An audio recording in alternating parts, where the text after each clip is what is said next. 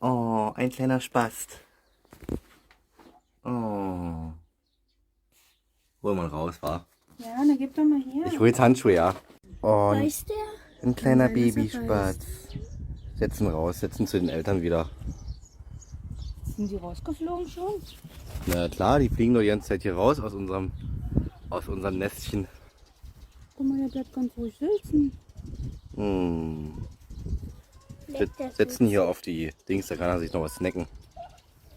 Einfach auf das Becken setzen. Kann er sich zur Not noch was snacken. Na lass, der hat jetzt Angst. So. Hast du noch so einen guten Kerne?